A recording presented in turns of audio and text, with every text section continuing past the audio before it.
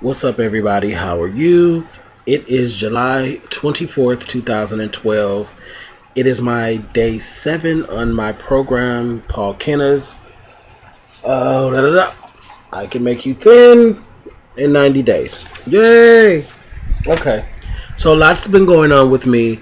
I haven't done a video lately because I've been congested with a summer, I guess, cold or something. I guess from being under the fans all this time.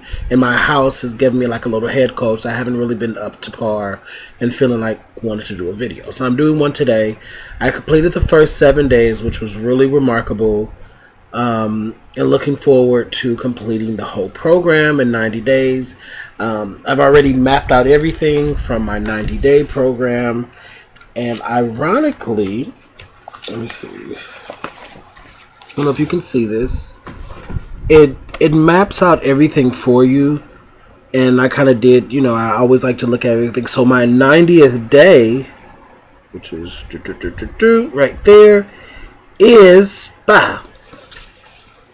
October 11th, 2012, which is really funny when I've always been numerological or whatever you want to call it, and looked into the numbers and things. So like 10, 11, 12 has like a significance, whenever there's like the same time in the day, like 222 or like 111, you're supposed to make a wish. So I find the significance that the end of the program is 10, 11, 12, which are the number sequence.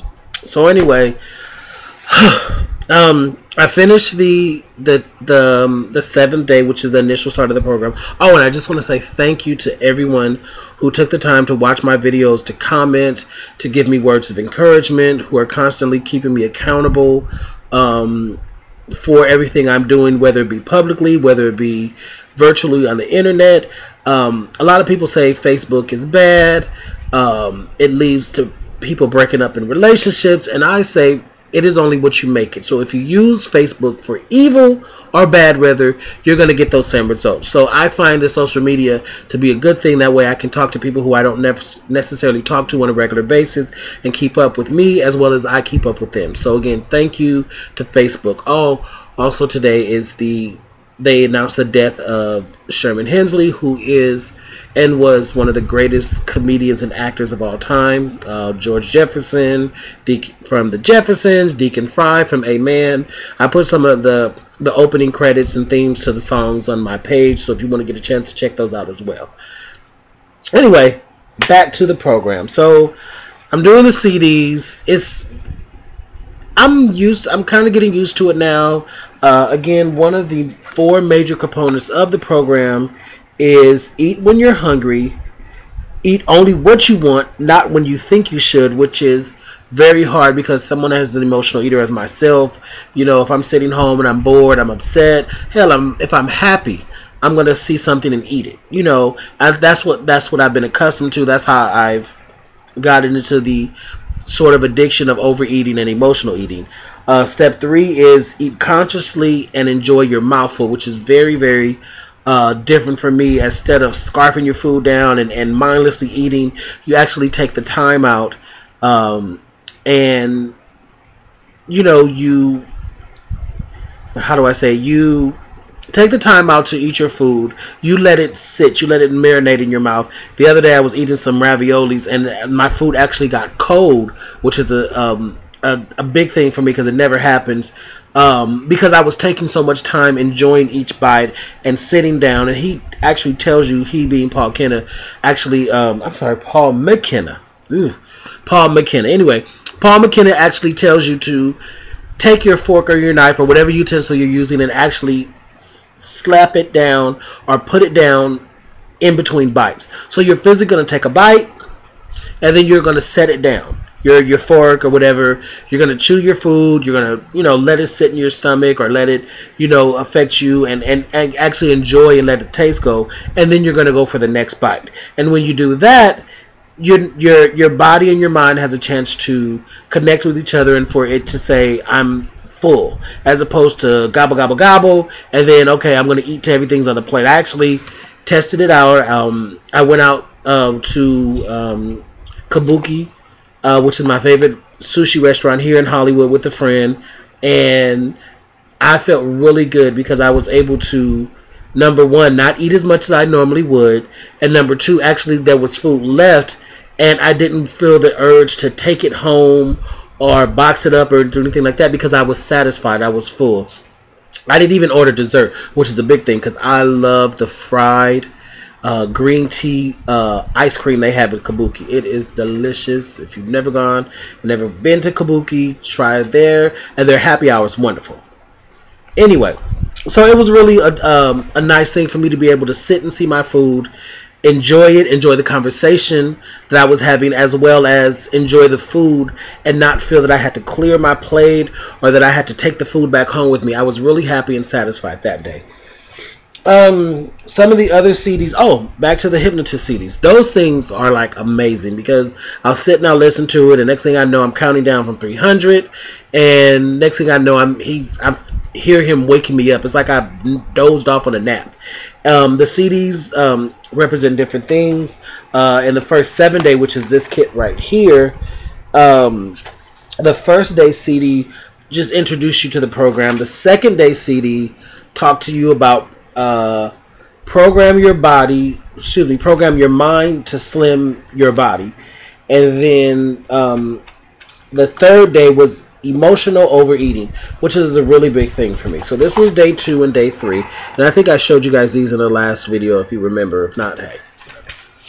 Then there's also day 4 and 5, which is exercise made easy, which talked about doing exercises that you don't have to stress yourself out with, but just get yourself moving. Something as simple as using the speedometer, which is right here, which I really enjoy using, keeps me on track, as well as the self-sabotage CD, which was a big thing for me. Someone who can honestly say that I, do a lot of self-sabotaging in my professional and personal life, as well as overeating. To see that included in this kit really helped me and become vulnerable in addressing the problems that I have with overeating. It's not as simple as someone saying, oh, you have to stop eating. The thing that really gets me with people and their advice they try to give you, or in learning about addiction, is that addiction is the same regardless what kind of addiction is, whether it's going to the strip club, whether it's shopping, whether it's sex, whether it's crack cocaine, whether it's cigarettes, whether it's smoking, whether it's overeating. Evidently the person feels the need to replace whatever or get rid of the emotion that they're currently feeling and replace it with something else. The sad thing about people who are emotional overeaters or binge eaters is that you can't hide it. You can hide any much pretty addiction. You can hide pretty much any addiction out there for a while. You can hide being a crackhead. You can hide being a thief. You can hide being a hoe to an extent. You can't hide being an emotional overeater because it's on your body. You can't stop eating either.